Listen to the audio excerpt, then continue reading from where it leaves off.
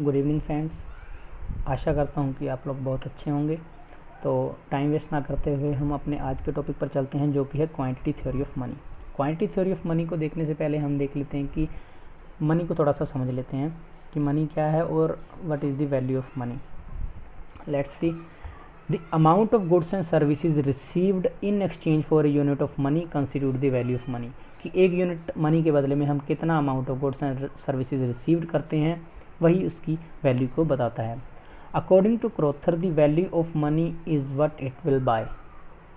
कि एक unit of money कितना सामान खरीद सकता है, वही उसकी वैल्यू को डिसाइड करता है।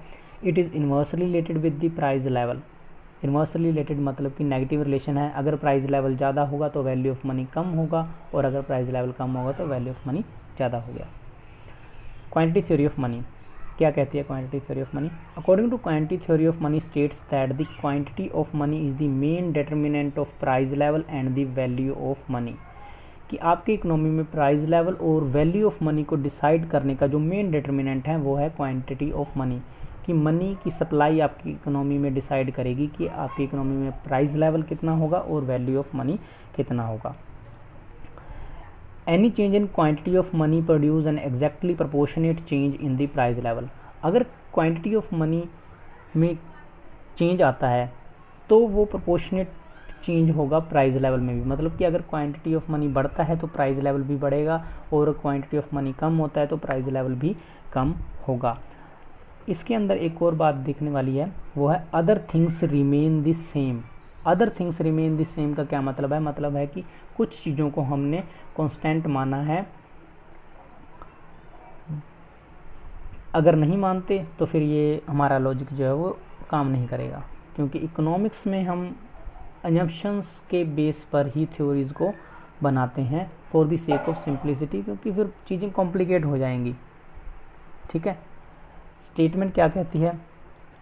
There is a direct relationship between the quantity of money in an economy and the level of price of goods and services. Direct relationship है। अगर प्राइस लेवल बढ़ेगा तो मतलब कि क्वांटिटी ऑफ मनी बढ़ेगा तो प्राइस लेवल भी बढ़ेगा, अगर वो कम होगा तो प्राइस लेवल भी कम होगा। And quantity theory of money states that there is a inverse relationship between the quantity of money in an economy and the value of money. इनका इन्वर्स रिलेशनशिप है। अगर मनी की सप्लाई ज़्यादा होगी तो उसकी वैल्यू कम होगी। देखिए, अगर आपके पास पैसा कम है तो आपके लिए वो बहुत ज़्यादा कीमती है, आप सोच समझ के उसको खर्च करेंगे। ऐसे नहीं है कि जो मन में आए वो खरीद लेंगे। लेकिन अगर आपके पास पैसा बहुत ज़्यादा है तो आप क्या करेंगे? तो आपके लिए वो मतलब इतना ज़्यादा इम्पोर्टेंट नहीं होगा। आप उससे जो चीज़ें आपकी पसंद की हैं वो खरीदने में संकोच नहीं करेंगे। क्वांटिटी थ्योरी ऑफ मनी है, उसके आगे सीरीज़ वाइज दिए हुए हैं कि सबसे पहले कौन आता है? Fisher translation approach, Cambridge cash balance approach, Friedman quantity theory of money and Keynesian theory of money. आज हम देखेंगे Fisher transaction approach. It was developed by an American economist Irving Fisher in 1911 in his famous book the purchasing power of money. Sometime it is called as neo quantity theory. Irving Fisher जो कि एक American economist थे, उन्होंने 1911 में एक book publish की थी जो कि थी परचेजिंग पावर ऑफ मनी, जिसे नियो क्वांटिटी थ्योरी भी कहते हैं। तो आपको कंफ्यूज नहीं होना, अगर आपके एग्जाम में नियो क्वांटिटी थ्योरी आए तो आप समझ जाना कि ये फिशर की बात हो रही है।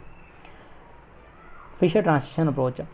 फिशर ट्रांजिशन अप्रोच को हम एक इक्वेशन के थ्रू देखेंगे जो उन्होंने दी थी, वो थी mv = pt। इनको देख लेते हैं। m का मतलब है सप्लाई ऑफ मनी, v का मतलब है वेलोसिटी ऑफ मनी, p का मतलब है price level of goods and services, and t का मतलब है total amount of goods and services. mv = pt। अब वेलोसिटी को देख लेते हैं। वेलोसिटी क्या है? क्योंकि मनी सप्लाई का तो आपको पता ही है, नहीं पता तो मैं बता देता हूँ कि मनी सप्लाई का मतलब है कि आपकी इकोनॉमी में कितना मनी है, कितना मनी ऑफ सर्कुलेशन है। ठीक है। वेलोसिटी का क्या मतलब है? Velocity of money is defined as the number of hands of exchange of money, और it defined as the number of time money changes hand. मतलब कि पैसा कितने हाथों में से होकर जाता है। और ज़्यादा समझने के लिए एग्जाम्पल देता हूँ, जैसे कि 100 रुपये का नोट है, आप शॉप पर जाते हो, कोई सामान लेते हो, आपने वो 100 रुपये दुकानदार को दे दिए, ठीक है, आप सामान लेके घर पर आ गए। अब वो दुकानदार उस 100 रुपये की पेमेंट आगे जिससे वो सामान लेता है उसको दे देता है, जैसे कि रिटेलर को दे दिया। अब रिटेलर ने वही 100 रुपये आगे होलसेलर को पेमेंट कर दी।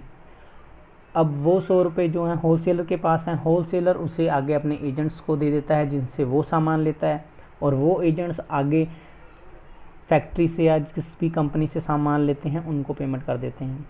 अब कंपनी के पास वो पैसा आ गया, कंपनी उससे जो उसके वर्कर हैं, लेबरर हैं, उनको पेमेंट कर देती है उनके वेजेस के रूप में। अब वो वर्कर जिनको तनख्वाह मिलती है वो वापस आकर मार्केट में फिर से अपनी ज़रूरत का सामान खरीदते हैं। तो मार्केट से पैसा गया और मार्केट में ही पैसा वापस आ गया, लेकिन इसके बीच में उसने कितने हाथों को चेंज किया, कितने लोगों से होते हुए वह मार्केट में दोबारा सर्कुलेशन में पहुंचा, यही बताती है वेलोसिटी ऑफ मनी। ठीक है, supply of money is the total amount of monetary assets available in an economy is at a specific time. It include currency in circulation and demand deposit. supply of money में हम currency in circulation जो हमारे पैसा हैं, coins हैं जो circulation में है, मार्केट में है, उनको लेते हैं, और हमारे डिमांड डिपॉजिट जो हमारे बैंक में डिमांड डिपॉजिट के रूप में पैसा पड़ा है उसको लेते हैं। अब इनको सम करते हैं कि एम का क्या मतलब है। एम का मतलब है सप्लाई ऑफ मनी, कि कितनी सप्लाई ऑफ मनी है, और पी का मतलब है डिमांड ऑफ मनी, कितना डिमांड है। तो जहाँ पर ये दोनों इक्वल हो जाते हैं वहीं पर जो हमारा प्राइस लेवल डिटरमाइन हो जाता है।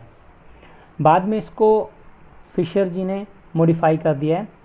मॉडिफाई का मतलब इसमें थोड़ा सा ऐड ऑन कर दिया उन्होंने, जैसे कि एम सेम है हमारे पास जो हमने मतलब कि मनी सप्लाई और velocity plus M-V- is equal to PT। अब M-V- क्या है? M- का मतलब है बैंक डिपॉजिट, बैंक में हमारा जो डिपॉजिट पड़ा है। इसको डिमांड डिपॉजिट से कंफ्यूज नहीं होना। डिमांड डिपॉजिट जो है वो बैंक में है, लेकिन बैंक डिपॉजिट्स में और भी चीज़ें आ जाती हैं, जैसे कि saving deposit, fix term deposit, ठीक है, करंट अकाउंट वगैरह, और भी काफ़ी कुछ आ जाता है इसमें। तो वो सारा पैसा जो है वो भी डिमांड डिपॉजिट में आ जाता है। अब V- का मतलब है velocity of money transfer in bank, कि बैंकों के थ्रू कितनी ट्रांजिशन होती है, one bank to another bank, पैसा जो आता जाता है उसको V- से दिखाया गया है, और वो इक्वल है PT के, यानी कि supply of money is equal to demand of money. Under this approach V velocity, M-V- M- मतलब कि बैंकों में जो सप्लाई पड़ी है मनी की वो, और बैंकों की जो वेलोसिटी है वो, and T total amount of goods and services are unchanged और कंस्टेंट। इसका मतलब है कि if these three remain constant, अगर ये तीनों कंस्टेंट रहते हैं, चारों हैं, सॉरी तीन नहीं है, चारों कंस्टेंट रहते हैं, तो M is equal to P, मतलब मनी सप्लाई यानी कि क्वांटिटी ऑफ मनी, और प्राइस जो हैं वो डायरेक्टली रिलेटेड हो जाते हैं अगर वो चीज़ें हम कांस्टेंट मानते हैं, और फिशर ने इनको कांस्टेंट ही माना है। इसे हम एक एग्जांपल के थ्रू देखते हैं, अच्छे समझ आएगा कि कैसे मनी सप्लाई और प्राइस लेवल रिलेटेड है। अगर मनी सप्लाई बढ़ता है तो प्राइस लेवल कैसे बढ़ता है वो देखिए। सपोज M हमारे पास मनी सप्लाई जो है वो 1000 रुपये है, इकोनॉमी में 1000 ही रुपये है, हमारी इकोनॉमी छोटी है, टेंशन नहीं लेने का इसको, ठीक है। 1000 रुपये हैं पूरी मनी मतलब इकोनॉमी में। वेलोसिटी जो है 3 है। M- बैंकों में हमारे 500 रुपये पड़े हैं, और V- जो है हमारे पास वो है 2। Total amount of goods and services या ट्रेड जो है हमारे पास 4000 का है। We can observe from the equation that as the quantity of money doubles, price level also doubles and the value of money reduced by the same proportion।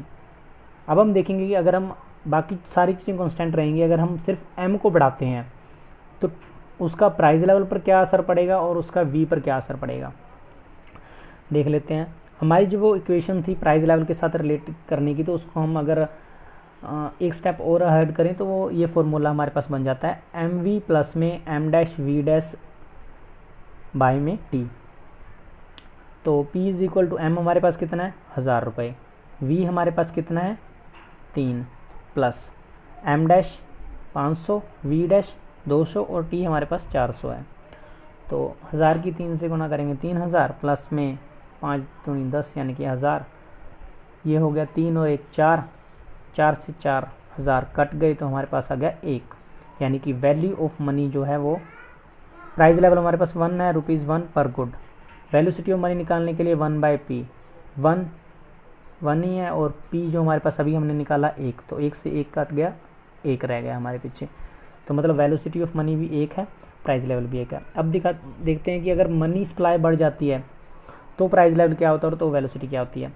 If the supply of money is doubled, अकेली supply of money बनाना है, मतलब हमें सिर्फ m change करना है, वो m चाहे तो मनी सर्कुलेशन हो, चाहे वो फिर बैंकों वाला हो, दोनों को डबल करेंगे। तो पहले 1000 था, अब 2000 हो गया, वेलोसिटी सेम है, और यहाँ पर भी वो डबल हो गया, 500 से 1000 हो गया, बाकी सब कुछ सेम है।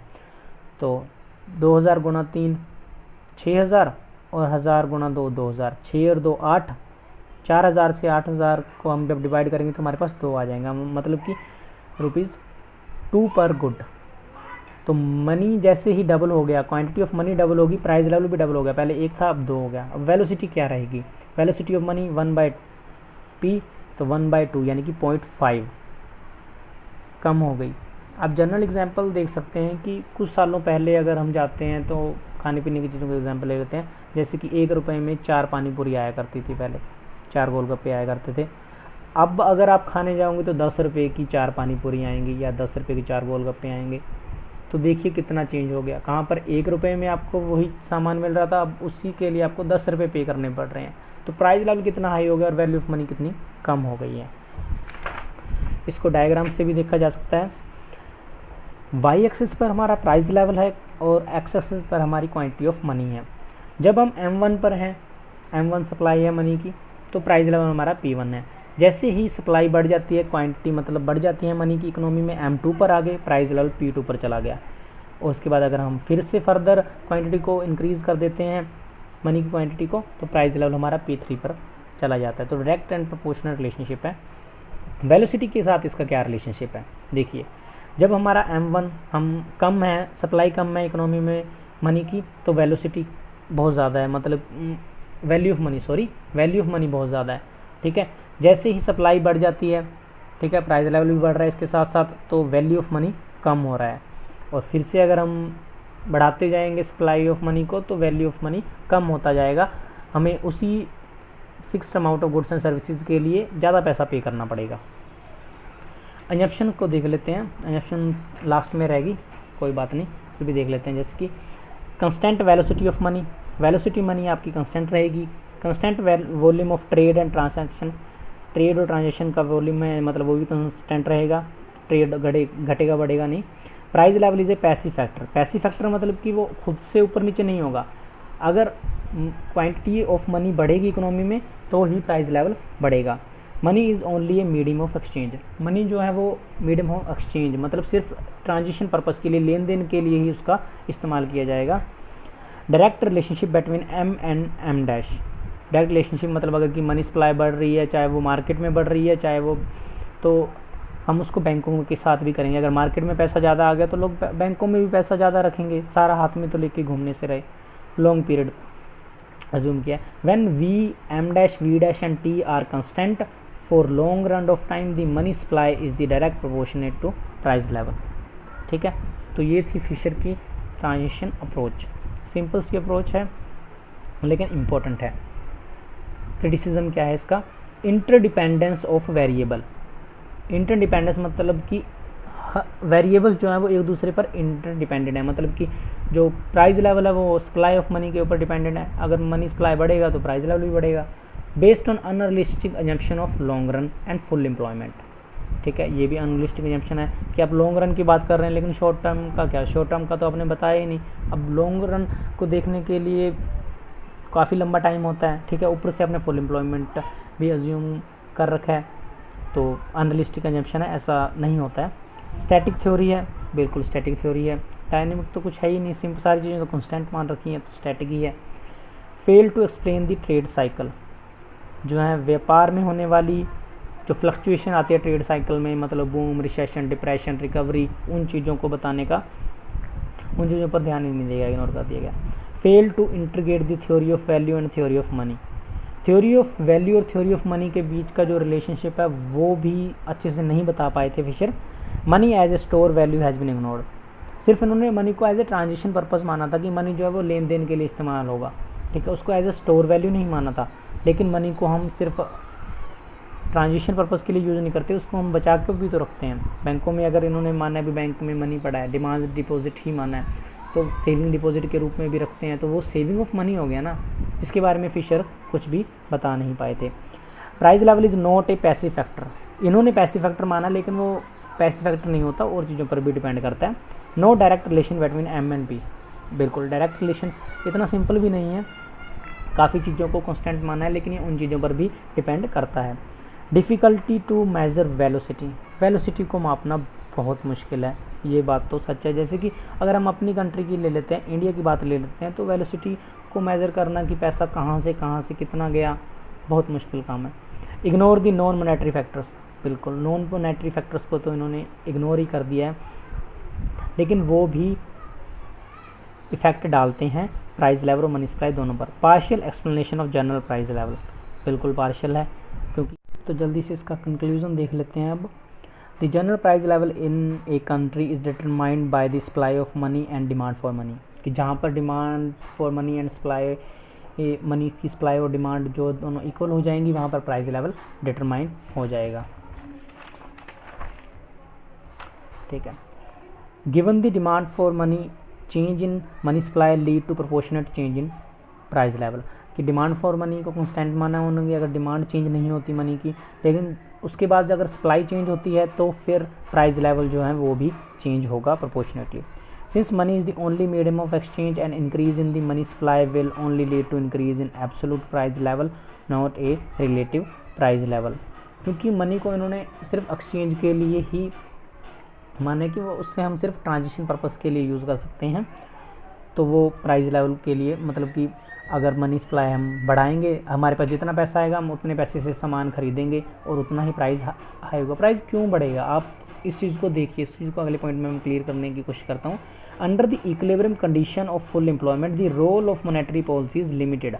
मोनेटरी पॉलिसी का रोल लिमिटेड कैसे है? मोनेटरी पॉलिसी से क्या समझते हैं आप? जैसे कि मोनेटरी पॉलिसी यानी कि मनी की सप्लाई को कंट्रोल कम या ज़्यादा करने के लिए गवर्नमेंट जो है वो यूज़ करती है।